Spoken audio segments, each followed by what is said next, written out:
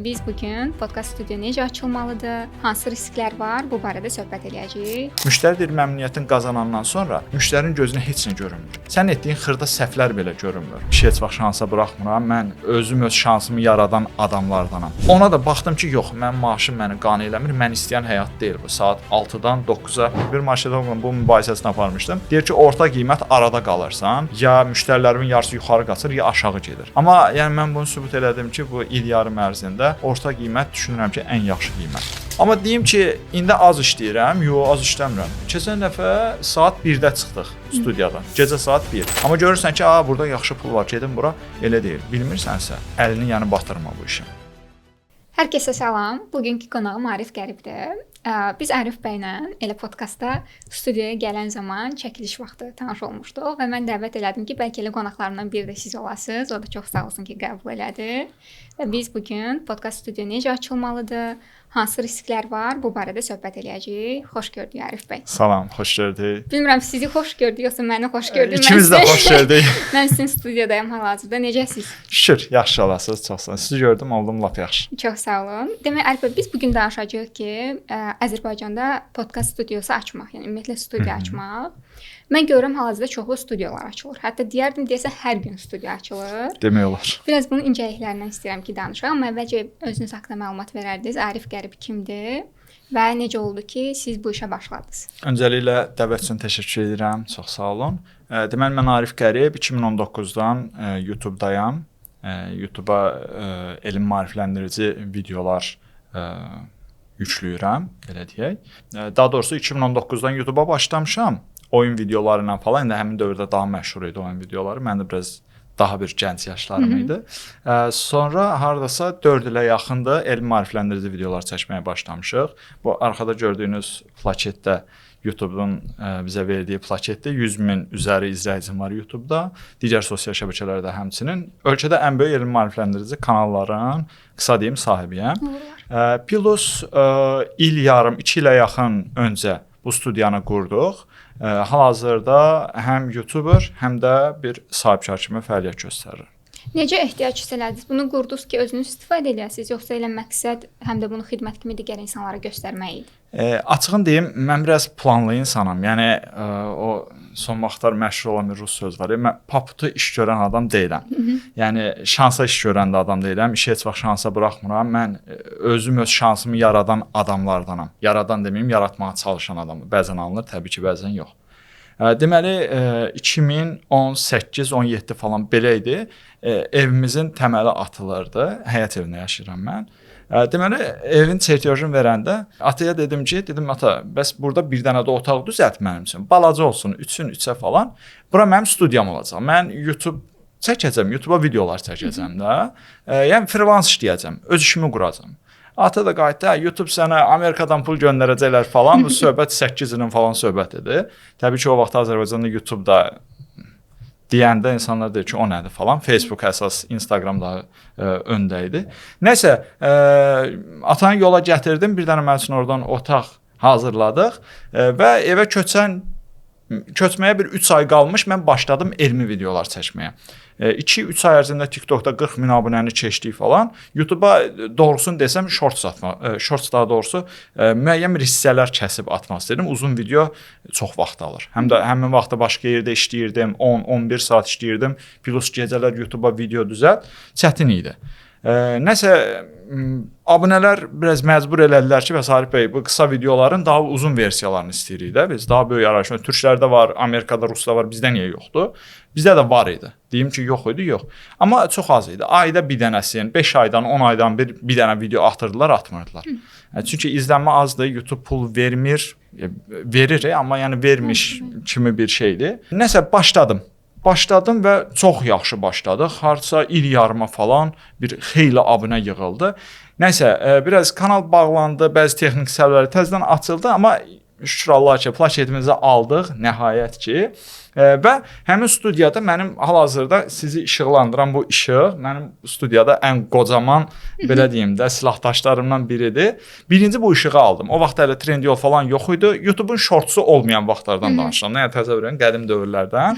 Hə, bir dənə bunu aldım. Buna 500 manat pulum çıxdı. Anacıl evdə dedilər ki, bəs 500 manat pul verirsən, sən heç sən qazanmırsan. Özü o vaxtın 500 manat. Hə, bu nə yatırımdır da. Yəni mənim üçün o vaxtda böyük yatırım idi. 700-800 manat maaş alan adam üçün 500 manat böyük pul idi həmin vaxtda. Dedim yox, bu mənim üçün yatırımdır. Ana, indi qazanmıram, amma qazanacağam. Və elə də oldu. Müəyyən müddətdən sonra YouTube partladı. Hər şey çox yaxşı oldu və qərara gəldim ki, mənə təklif kimdən gəldi? İlk dəfə Lenovo-nun marketinq bürosunun rəhbəri Samirə xanımdan. Buradan Samirə xanıma salamlar göndərirəm. Dedi ki, bəs Arif, sənin studiyanda video çəkmək istəyirik. Mən dedim ki, Samirə xanım, mənim studiyam deyil də. Mən şəhər kənarında yaşayıram, evimin bir otağıdır. Dedi, studiyan olsaydı necə gözəl olardı. Biz də video çəkərdik oradan. Oradan şuuraltına elə bir yer idi. Əslində həmin dəqiqə demədim, yox, əla fikirdir, gedim studiya açım. Üstündən bir 3 ay, 4 ay keçəndən sonra dedim, əslində yaxşı fikirdir. Mən də hardasa bir 6-7 aydır ki, artıq freelance işləyirdim. İşdən çıxmışdım. Freelance kimi çalışırdım, reklam falan, influencer kimi, bloger kimi, influencer deməyim. Bloger kimi. Belə gətirdi ki, dedim, bəlkə bir yer baxım. Ümumi qiymətlərə falan baxım, görüm gücüm çatır, çatmır. Bir işığım var, bir kameram var, birini də alaram, belə də. Və gördüm, elə xırda. İndi birazdan yəqin ki, büdcə falan da haqqında danışarıq studiyanın. Biraz çox idi məbləğ, amma necəsə alındısa, açdıq studiyanı. İndi şükür Allaha çox da yaxşı irəliləyirik. Şükürüm deyirəm ki, həmişə davamlı olaraq uğurlarınızı görərik. Elə söhbət açılmışkən, mənim növbəti sualım büdcə ilə bağlı olacaq. Mən eşidirəm, ətrafda da eşidirəm ki, bəlkə siz də eşidərsiniz ki, studiya açmaq asandır. Bir dənə otaq götürürsən, bir dənə işıq alırsan, bir dənə kamera, oldu biznes. Aha. Bu belədirmi? Və təxmini nə qədər büdcə lazımdır əslində studiya açmaq üçün, yəni keyfiyyətli studiya açmaq üçün? Aha, ilk öncə qısa bir cavab verim, qəti elə deyil. İndi bunun bir uzun cavabını deyim. Studiya açmaq üçün ortalama, yəni normal studiyadan söhbət gedir. Aşağısı 15.000 pul lazımdır. Aşağısı minimum. Təbii ki, daha gur işıqlardan, daha keyfiyyətli kameralardan falan istifadə eləsək, büdcə artmaq üzrə gedir. Yəni siz deyən kimi, hə studiya açmağına var ki, bir 400 manatı, bir ucuzvarı bir yer tapdım, Padvalda zətdə, 300 manatı falan. Ki doludur şəhərdə elə yerlər. Əvvəl qaraj kimi istifadə olunan falan. Ki ora müştəri gedir, getmir, o başqa mövzudur. Normal kameralar ortalama Sony kameralardır, yaxşıları. Onlar qiymətləri başlayır 2000-2500 bir kamera üçün, tək bodisi.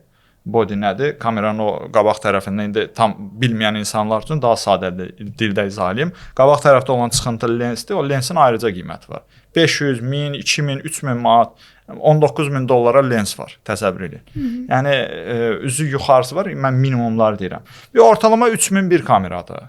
Bir mikrofonun başa gəlməsi, bundan danışım, Rode PodMic-dən danışaq, keyfiyyətli hər bir studiya qurulmasından danışırıqsa, hətta xaricdən belə sifariş versəz, aşağısı 500 manata başa gəlir, dəsti. Azərbaycanda 300-350 belə.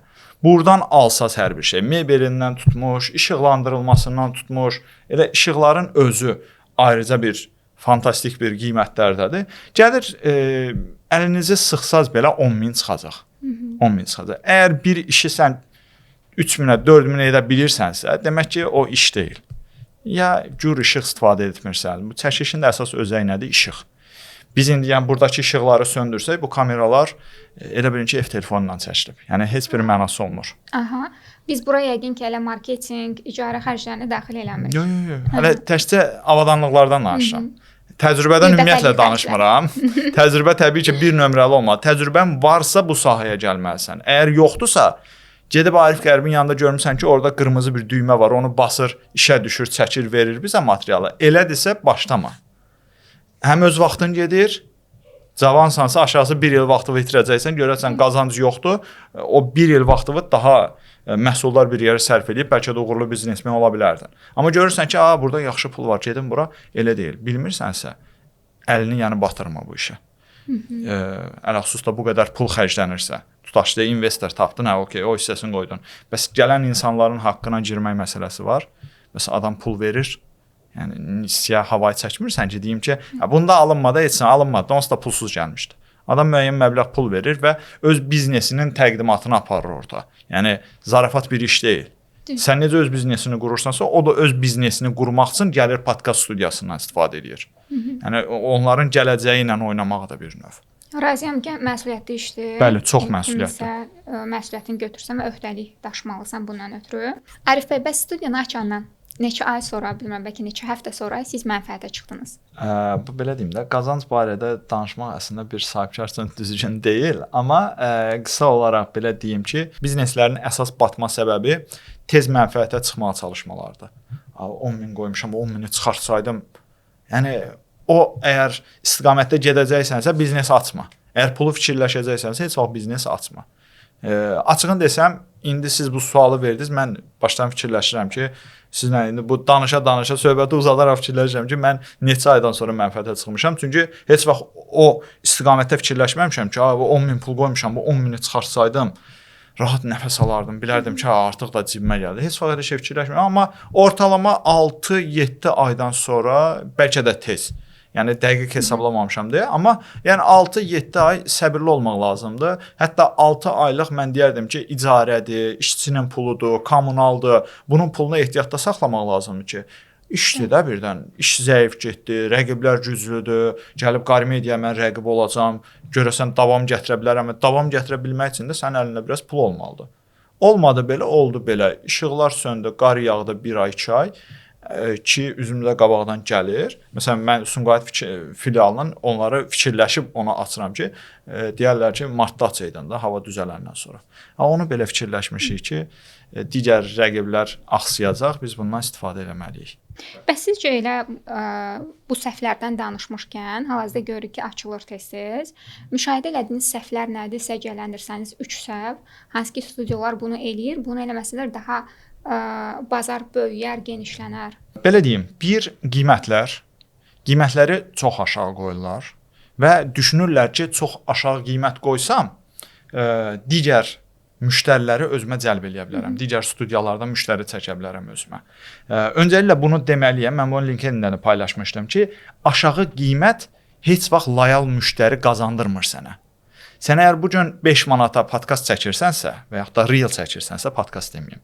Əgər 25 manata, 30 manata podkast çəkirsənsə, ki insanlar bunu 150 manat eləyir, sən sabah qiyməti 30 manatdan 150-yə qaldırsan, Ceyhun bəy sənin yanına yenə gəlməyəcək. Gözləyəcək ki, kimsə 30 manatlıq podkast studiyası açsın, bu ora getsin.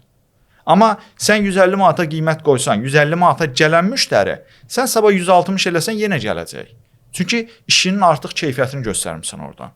Sən 30 manata nə qədər keyfiyyətli də iş görsən, qiyməti o boyda qaldıranda heç bir müştəri səndə dayanmayacaq. Özü belə deyim də, başladığı podkastı mı deyim, reel çəkilişlərini mi deyim, dayandıracaq.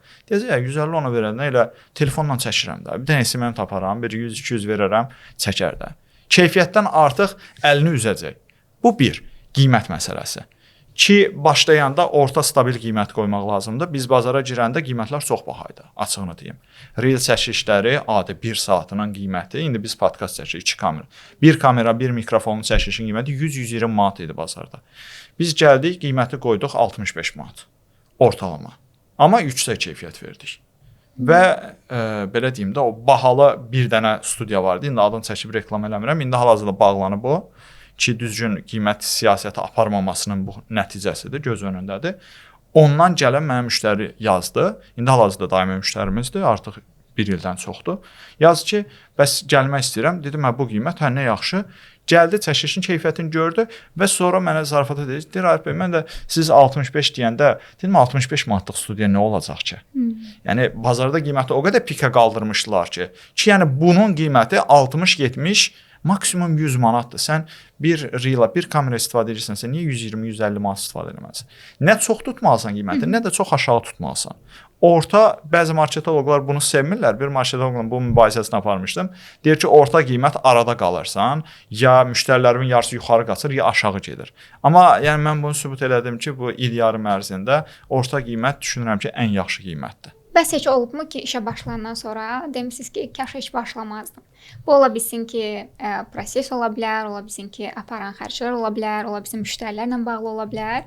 Yəni heç olub sizdə motivasiyanız düşüb və fikirləşmisiniz ki, gərək heç əvvəldən başlamazdım bu işə. Əslində bəzən olur, adam sıxıntıya düşür, amma heç bir vaxt elə bir kəlmə işlətməmişəm ki, ayda gül kimi işləyirdim də, 2000-ə yaxın maaş alırdım. Sən lazım idi. Oturmuşdun da ayın sonu bilirdin ki, filan qədər maaş alacağam və yaxud da nə vergi dalıcan qaçmırsan, işçinin maaşı dalıcan, buxaltır dalıcan qaçmırsan. Başın qulağın sakit işləyirdin də, nəzər lazım idi. Bəzən adama elə gəlir, amma gəldiyi kimi də gedir. Çünki mən işimi, ümumiyyətlə həyatımı motivasiya üzərində yox, disiplin üzərində quran adamam. Çünki motivasiya belədir ki, anında bir görsən düşdü. Və düşdü həmin anda sən çox səhv qərarlar verə bilərsən. Studiyanı ümumiyyətlə bağlayıb hər şey dərdiyi mənzilə satıb gedib bir iş də axtara bilərsən. Ki mən indi iş axtarsam, düşünürəm ki, iş tapmağım mənim 2/2 olar. Bir 10 ildən yuxarı təcrübəm var, 2 az-çox tanınmış sima var. Yəni işə qəbulum mənim çox rahat olar. Amma mən heç vaxt həyatımı, yəni kimin üçünsə çalışmaq yox, özüm üçün çalışmağa daha üstün tuturam. Az qazanım, amma özüm qazanım. Ona görə düşünmürəm ki, bundan sonra da nə vaxtsa da peşman olaram. Əksinə, bayaq elə podkastdan öncə sizlə danışdığımız kimi, podkastımız da xoşbəxtlikdən, yəni bu heç bir qurğu falan deyil ki, deyim sizlə, elə sizə də bayaq sürpriz oldu bu. Biz Sumqayıt filialımızı açırıq inşallah yaxın zamanda. Bəzi, çox sağ olun, bəzi xırda bir detallar qalıb, onların da alışı həyata keçirilsin. İnşallah ən gecə yanvarın 1-i 2026-da Sumqayıt filialımız da hazır olacaq. Yəni bu dediyim kimi disiplinin nəticəsidir və yüksək xidmət, yüksək keyfiyyətin. Mən harca 6-7 il türklərlə işləmişəm, müdürümüz türk idi. O həmişə mənə deyirdi ki, hətta yeni başlamışdım. Deyirdi ki, Arif bəy, əsas məsələ müştəri məmnuniyyətidir. Müştəri deyir, məmnuniyyətin qazanandan sonra müştərinin gözünə heç nə görünmür. Sən etdiyin xırda səhvlər belə görünmür. Hə, işıq burada partlayıb biraz, indi bu işıq düşür burama. Hə, burada azca bir işıq partlaması olubsa, sənin xidmətin, sənin qarşılaman, ünsiyyətin yaxşıdırsa, o onun gözünə görünməyəcək. Ona görə deyir, ən önəmli məsələ birinci xidmətdir. Xidmət yaxşı olandan sonra bütün işin keyfiyyəti qalxır yuxarı. Bəli, razıyam sizlə. Bəs müştərilər necə? Müştərilər yorur sizi, bron edib gəlməyənlər və ya ola bilər ki, hansı maraqlı xatirələriniz olub bununla bağlı? Müştərilərlə bağlı xatirələrim dəhşət çoxdur. Həddindən artıq çoxdur. Yadınızda qalan bir neçə xatirəni. Belə deyim, əsas yaşadığım öncəliklə problemləri deyim. Ən əsas məsələ bron eləyib gəlməməkdir və vaxtında gəlməməkdir. Məsəl üçün, adam, bayaq nümunə dedim, vaxtından hələ 1 dəqiqə keçib, 11:30-da danışmışıq, 11:31-də yazıb ki, bəzi texniki məsələlər üzündən gələ bilmirik. Bizi necə, sanki studiyaları elə bir ciddiyə almırlar. Studiyada da olmayacaq. Elə bilər ki, bizim işimiz, gücümüz yoxdur, ancaq bir dənə bunlar üçün işləyirik də. Yəni, Aygün xanım gəlmədi, bağlayın, getdi evə. Yəni, başqa adam yoxdur, bir növ belə. Biraz buradan bir rizam olacaq ki, biraz yüngül az da olsa bizə də qarşı məsuliyyətli olsunlar ki, yəni biz də iş görürük. Kimisə vaxtına giririk, kimisə zamanına giririk. Sizin 10 dəqiqə gecikməyiniz, siz də 1 saat mən sizə verməliyəm də 1 saatlığın ödənişiniz. Digərinin vaxtına 10 dəqiqə girməyim deməkdir. Hə, ona görə biraz orada şikayətlərim olur.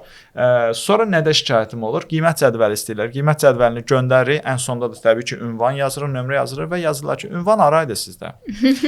Qiymət neçəyə idi? Qardaş, sənə yazdığım nədir bəs? Oxu da bunu. Yəni, belə xırda problemlərim olur. Amma belə, yəni, bir dənə də deyim, hər şeyində deyəcəklər ən yaxşısını danışdı, bəzədi özün bəzədi. Bu 2 ilə yaxın müddətdə bir dənə işim problemli olub. Cəmsi bir dənə işim ki, onun da ödənişini geri qaytarmışam, alınmayıb. Demişəm ki, 120 manat idi, səhv etmirəmsə, ödəmişdiniz. Alın, bacarmadım bu işi, haqqınızı halal eləyin, vaxtınızı aldım. 3 kamera qurmuşdum, geniş açılı lensi birinci dəfə idi istifadə edirdim onda və 3 nəfər oturmuşdu. Fox bunun üstünə yox, bizim elə bir ikimizin üstünə düşmüşdü. Burada oturan üzü bulurluydu. Hə, o işim çox bərbad alınmışdı ki, o da mənə bir dərs oldu.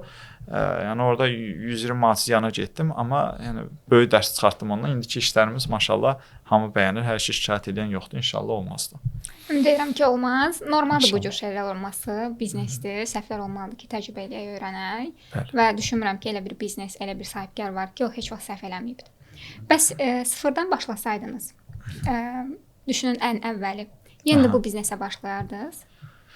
Düşünürəm bu biznesə başlayardım. Çünki bu biznes elədir ki, qalxan pillə ilə gedir. Sosial şəbəkə deyək də, yəni studiya qurmaq, tək studiyadan danışmayaq. Məsələn, bu studiyanın SMM tərəfi də var ki, mən hələ oranı belə deyim də ehtiyatda saxlamışam. 2 SMM götürüb, onlarla da o qədər müştərimiz var ki, deyirlər ki, Arif bəy, SMM xidmətdə varmı sizdə? Mən kimlərəsə yönləndirirəm onları. Yəni o da bir ehtiyatdadır. Yəni bu sosial şəbəkə elədir ki, çox şaxəlidir. Yəni buradan mən hələ bir istiqamətində, bir yolu ilə gedirəm. Daha doğrusu 2 yolu ilə, bir bloger kimi, bir də buranı işlədirəm. Amma buranı daha bir şaxəli bir işlər görə bilərəm. Düşünmürəm ki, bundan daha yaxşı alternativlər ola bilər. Bir şey də deyim ki, yəni biz bəzilər kimi torpilli başlamamışıq. Yəni öz gücümüzə nələrsə eləmişik. Ona görə də böyük məbləğlərlə, 50 mindən, 100 mindən hər hansı bir böyük biznesə atıla bilməyəcəkdim. Biz zamanı geri alsaydıq da, düşünürəm ki, elə belə xırda-xırda başlayıb nələrsə qura bilirik, şükür Allaha. Ərif bəy, insanlara maraqlı olan, həm gənclərə, həm də yetkin insanlara maraqlı olan bir mövzudan danışmaq istəyirəm. Sahibkarlıq, bir də korporativ iş.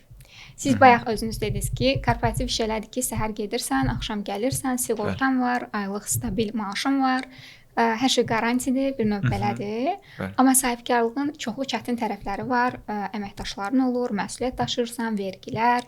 Yəni hər şey cəhətdən daha çətindir və hər an pul gəlməyə də bilər. Bu bir ehtimaldır. Nəsə risklər ola bilər. İkisini müqayisə eləsək, siz nəyə görə sahibkarlıq, yəni rahat işi qoyub nəyə görə sahibkarlığa keçid elədiniz və sizcə kimlər sahibkarlığa yönəlməlidir, kimlər isə korporativ işdə qalmalıdır? Belə deyim də, bizdə belə bir məşhur deyim var, deyir, hər oxuyan molla pənah olmur. Yəni, hamı oxumaq məcburiyyətində deyil. Ki, mən özüm ali təhsilliyəm, İqtisad Universitetinin Beynəlxalq İqtisadi Münasibətlər fakültəsini bitirmişəm. Bankda işləmişəm, sığortada işləmişəm. 2015, 2016, 2017 belə. Mən hər bir sahədə işləmişəm. Özüm fərqli sahələrdə, geyim mağazasında işləmişəm, elektronikada işləmişəm. Az-çox hər şeydən az qala başım çıxır. Hamısında da satışda işləmişəm. Kiyosaki'nin bir sözü var, bir vaxtı çox uzatmadan qısa bir onu da misal gətirim. Bir Kiyosaki'nin tanışsınız, 4 dənə bestseller kitabı var. Jurnalist gəlib oturub deyir ki, bəs sizin təhsiliniz bu istiqamətdə deyil, amma mən bu işin aspiranturasını qurtarmışam, doktorantam. Belə deyim. Amma mən kitablar yazmışam, onlar bestseller deyil. Sizin yazı tərziniz belə, yəni bestsellerliyə layiq bir kitablar deyil də ki, sizdən daha güclü yazanlar. Necə olur da deyir, bunun sirri nədir ki, siz bu qədər sata bilirsiniz hər yazdığınız kitabı. Qayıdır Kiyosaki deyir ki, siz deyir, bütün işinizi buraxın, gedin bir mağazada satçı işləyin. Ən azı 1 il. Fərqi yoxdur, corab sat, amma satıcı işlə. Jurnalistin beyni çönür, mən o boyda falan yeri qurtarmışam, mən adlı sanlı adam gedib corab satacam və yaxud da gedib hər hansı bir mağazada işləyəcəm. Kiyosaki deyir ki, mən daha onu saxlamadım, o çıxdı getdi, amma o bilmirdi ki, həyatımızın hər anı satışdan ibarətdir. Mən hal-hazırda bu podkastda da satış eləyirəm. Yəni danışığımız, ünsiyyətimiz, siz də satış eləyirsiniz, mən də satış eləyirəm. Bəzi insanlar zehnin satır, bəzi insanlar belə əməyin satır, usta əl əməyin satır və s. və ilə axır. Satışı öyrəndikdən sonra işlərin, bizneslərin necə getdiyinə nəzarət edirdim. Baxırdım ki, satış işləyirdim, böyük bir vəzifəm yoxdur. Heç vaxtda yüksəliş marağında olmamışam ki, bankda kiçik mütəxəssis idim biznes kreditində. Yəni fikirləşmirdim ki, mən baş mütəxəssis olum, filial müdiri olacağam, gələcəm departamentdə işləyəcəm, belə olacaq. Heç vaxt o xəyallarım olmayıb. Sadəcə gözləyirdim ki, əlimə bir fürsət düşsün və öz yolumu açım. Yəni kiminsə cığırı ilə getməyim, özüm üçün bir cığır açım. Ki elə bir şərait gördüm ki, burada alınmır 3 il. Mən maksimum 3 il işləyirdim bir yerdə. 3 ildən yuxarı gördüm alınmadı, yerimi dəyişdim. Alınmadı, yerimi dəyişdim və keçdim satçı işləməyə. Nəyə görə? Çünki orada həmin dövr üçün çox yaxşı rəqəmlər olan 1000, 1500, 2000-ə yaxın maaş alırdım. Ki dövlət qulluqçularına 350-400 manat maaş verirdilər. Dövlət qulluğuna da imtahan verdim, yeri gəlmişəm. Buna da deyim, 80 idi keçid, 79 yığmış. Yox, 75 idi, 79 yığmışdım. 5-ci təsdifatdan, ən yüksək təsdifat idi həmin dövrdə. İndi bilmirəm necədir vəziyyət.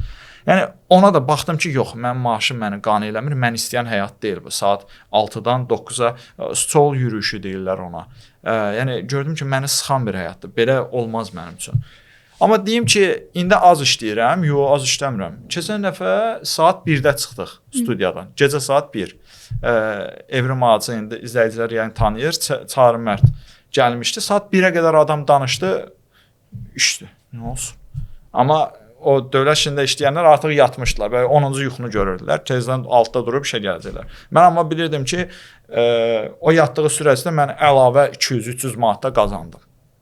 Öz biznesimə yatırma. O pul gələndə, gördüyün əməyin qarşılığı gələndə adama motivasiya bumu gəlir bir növ belə deyim. Sən maaşa işləyəndə bilirsən ki, 5 də işi görsən, 3 dənə də işi görsən, ayın axırı 500 manat maaş alırsan atıram və yaxud da 2000 maaş alırsan. Əlavə 10 dənə iş görsən, sən heç kim artıq pul verməyəcək. Uzaq başım bir dənə təşəkkür edir ki, çox sağ ol, bu gün işləri vaxtına üçün açmırsan, əladır. Amma öz işində elə deyil axı. Özü öldürüb bir saatda artıq qalıb işləsən, baxırsan ki, ayın sonu 200 manat, 500 manat fərq eləyir. Yəni atıram 500 manat. Yəni bu 5000 də fərq eləyə bilər. Sən gördüyün işdən asılıdır. O motivasiyaları, o belə deyim də gəlirləri görəndən sonra adam deyir ki, qoy əziyyətli olsun, amma öz işim olsun. Başımın üstündə duran olmasın, kameradan nəzarət eləyən olmasın. Sahibkarlıq daha maraqlıdır belə başa düşürəm. Bəli. Bəs gələcək hədəfləriniz nələrdir? Gələcək hədəflərindən birini bu ay inşallah reallaşdırıram. 2-ci filial fikirləşirdim ki, onu da reallaşdırıram və Azərbaycanda deməyək də, Azərbaycan zaten Bakıda bu ilkdir ki, bir podkast studiyası həm Bakıda var, həm Sumqayıtda var, digər regionda var. Hətta 2-ci filialı olan tək studiya olacaq. Bu böyük hədəfim idi. Allaha şükür də ki, 99%-ni artıq yerinə yetirmişik. Gələcəkdə də bayaq dediyim kimi, bura müəyyən bir qollar əlavə eləyə bilərəm. SMM ola bilər. Mən özüm blogger rol kursum var. Onun tədrisini həyata keçirirəm. Müəyyən əlavə işçilər götürüb, işləri sərpişdirib, onlara tapşırıb, özüm artıq blogerlik fəaliyyətimə daha aktiv şəkildə davam edə bilərəm ki, bu yaxın zamanda Allahın izni ilə onu da eləyəcəyik. İşi planlı görürsənsə, yəni onun uğurlu olmama ehtimalı yoxdur. Razıyam. Uğurlar arzu edirəm. Təşəkkürlər, minnətdaram. Son sualım Arif bəy sizə. Sahibkarlığa, biznesə başlamaq istəyən insanlara hansı tövsiyələriniz olardı? İnsanların sahibkarlığa başlamamasının səbəblərindən biri, öz işini qurmaması səbəblərindən biri puldan şikayət eləməlilərdir. Ki, pulum yoxdur, hardan tapım? Mənim də dayım olsaydı bir 50 min verərdi, mən də iş qurardım. Mənə filankəsə atadan gəlir, filankəslə belədir, elədir. Ancaq müqayisə ilə məşğuldurlar və şikayətlə məşğuldurlar ki, gözümün düşmənidir həmin adamlar. Mən bayaq dedim, satıcı işlədim. Mənə hər dəfə görənlər deyirdilər ki, bəs ali təhsilli adamsan, orada işləyirdin gül kimi bankda, nədir gəlib aksesuar satırsan, paltar satsan və s. belə axır. Amma onlar bilmirdilər ki, mənim müəyyən bir hədəfim var idi, bu hədəf üçün pul yığırdım. Ki 5-3 manat, ailə üçün pul ayırdım, əlavə qaldı. Babilin Ənvarlı adamı kitabında deyir, gəlirinizin 10%-ni atın qırağa. Nə qədər qazanırsan qazan. 500 qazanırsansa 50 atacaqsan, 1000 qazanırsansa 100 atacaqsan. Mən o planı həyata keçirə və müəyyən bir məbləğ topladım. Sonra deyir o kişinin borcu olar. Misalına güvənərək gedim, bankdan da biraz pul götürüb və işimi qurdum. Və insanlara da məsləhətim budur ki, nə qədər az qazansan belə, baxarsan ki, öz xərclərini, aylıq xərclərini götürüb müqayisə etsən, görürsən ki, burada ruslar ona deyirlər lişni. Artıq görürsən ki, xərclər çoxdur. Siqaret çəkirsən, çəkmə. Ayda 150 manat oradan qənaət elə. Taksi ilə gedirsən ki, getmə, avtobusla get. Oradan da bir 50 manat qənaət edəcəksən. Xırda, o atomik vərdişlərdə dediyi kimi, xırda görürsən ki, axırda piramida kimi olub dağ düzəlib. Və müəyyən bir məbləğ yığmısan. Necə qəpik, uşaq vaxtı bankaya qəpik yatırdı, baxırdı ki, 10 manat yığılıb, 2 şirvan yığılıb, 3 şirvan yığılıb. O məsələ. Yəni, deməyim odur ki, şikayətlənmək əvəzinə çıxış yolları axtarsınlar. Problemdən qorxmasınlar, daha çox həllə yönəlsinlər. Çünki həllə yönələndə daha rahat olur və nəticə mümkün deyil ki, uğurlu olmasın. Təşəkkür edirəm Arif bəy. Çox Buyurun. maraqlı söhbət oldu. Buyurun, yormadım sizi inşallah. Yox, çox xoş oldu mənim üçün. Mənim özümə də maraqlı idi sualların cavabları. Əminəm ki, biznesə, podkast studiyası və digər bizneslərə başlamaq istəyən insanlar üçün maraqlı olacaq. Hətta təşəkkür edirəm ki, siz səmimi paylaşdınız. Çünki gələcəkdə kimsə studiya açanda o sizin rəqibiniz olur. Buna baxmayaraq siz səmimi fikirlərinizi bölüşdünüz. Buna görə ayrıca təşəkkür edirəm sizə. Buyurun. Biz rəqiblərdən qorxmuruq. Bu meydan, bu da şeytan.